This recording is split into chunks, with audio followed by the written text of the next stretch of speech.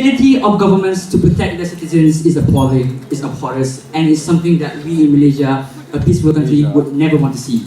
But within certain states, within certain areas where these high rates of crimes happens, and when the governance and the law protection is insufficient, we believe there needs to be action. We believe vigilantism is the way, and we will debate this motion, and we will argue it only in high rate crime areas. Alright. Firstly, I'll give you a couple of definitions on what we're going to debate about. High crime areas are crime areas where crime happens within 10,000 people every day. Secondly, I'm going to define to you what vigilantism in our paradigm is. Vigilantism is taking the law into your hands, or apprehension, incarceration, or the actual extrajudicial killing when it is seen fit for the action and fit for the criminal that they want to kill or capture. Secondly, what we'll do is we're going to give a mechanism on how it should be done. But before that, I'm going to give you guys a little bit background on how vigilantism has occurred and why and where does it occur. In certain areas where you have a lot of crime, either it be mugging, either it be robbery, either it be rapings, either it be abductions. All these crimes are catered towards being apprehended by the police, that the police wants to find them. But when there is not enough police, when there is corruption, when the police are scared to do things, there's going to be a problem there. You're not going to get the justice that you want. You're not going to get the criminal court. You're not going to get the protection that you want. For what I'm going to argue today are for two things: the dire need for vigilantism within certain areas, and secondly, on the social contract on how is it justified for vigilantism to occur. But before I move on to my mechanism, Arman, is the state removing its responsibility to take care of the citizens? No.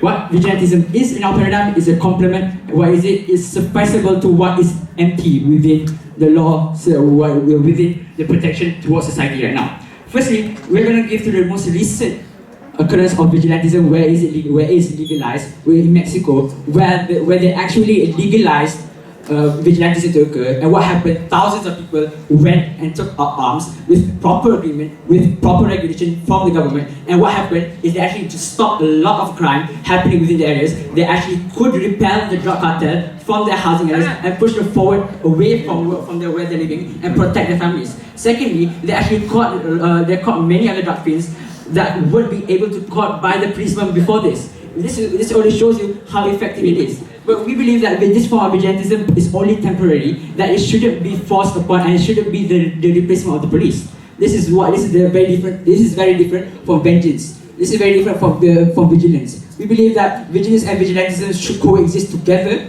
especially in the fight for crime, especially in the fight for peace, ladies and gentlemen. Secondly, we're going to focus on let's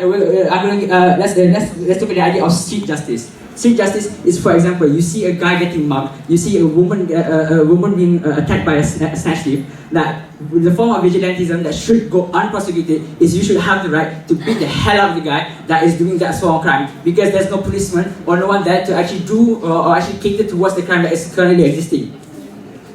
Secondly, the idea of that, the opposition side might say that there will be a huge room for abuse, a huge room for manipulation, and the vigilante groups will become criminal groups themselves. We believe no. Because firstly, when you look at Mexico, when you look at Bolivia, all these days, when they take justice into their hands, all they do is simply take justice in a way to make sure, one, the integrity of the people or their citizens or the families are protected. Two, when they want to do it, they will obviously do it in the fastest manner possible. And we believe that there are check and balances towards the system to mitigate the harms that vigilante groups will go overboard. Faiz.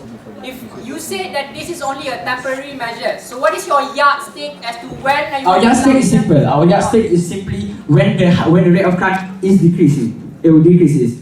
On my first point, on the dire need of it, within the stakeholders of today's debate, the people that are in the harm's way, that are facing imminent harms, are the people, are your citizens, are your families, are your brothers, are your sisters. When no one is taking care of them, when no one is actually advocating them, then no one is fighting for their rights to be protected, we believe that you should step in. We believe that vigilantism is the right way for you to fight what is happening, because right now the police are either corrupt, right now the police are insufficient, or they're scared. Right now you have to take a stand when you believe it's right. Marcus Julius Cicero has said that the safety of the people should always be the highest law. And we're going to put this principle into effect, where the highest law in these forms should be placed towards vigilantism. Yes, Faiz. If safety is your utmost concern, why only allow vigilantism in high crime areas and not across the board? Yeah, there's a difference. Because when vigilantism is in high crime areas, it's a proactive action. Within small areas, we believe vigilantism is also okay, but within certain means. Like what happens in a lot of within America, where people actually wear costumes to promote certain forms of safety. Where for example, within Memphis itself, there are small group of vigilante groups where they actually cater towards small petty crimes like littering, like loitering, or that. Even in Malaysia, you have your rukun tetangga, you have your neighborhood watch to make sure your house isn't broken into, which is logical, and which is also a lesser form of vigilantism, and that's why we believe that vigilantism won't occur in lesser crime areas to begin with. Moving on to my second analysis, the idea of social contract. The idea of social contract within society is you give up your rights to kill, you give up your rights to hurt other people for the fact that government protects it. We believe that when the government cannot reach this contract, when the government loses its ability to protect you, you should have the right for you to take care of yourself. You should have the ability and you should be free from prosecution to act out justice as it seems necessary and redeemable. This is why we believe that vigilantism is the way, and this is why we believe that it has to be in a form of proper mitigation. Like, yes, we do not encourage the idea of violence for petty crimes. But what we do is we focus on high crime areas where your child, where your siblings might be the next victim, where the crime might happen for the next 1 hour. We believe that you should not wait for the police, you should take action. That is a simple thing coming from us. The social contract is something that we want to protect.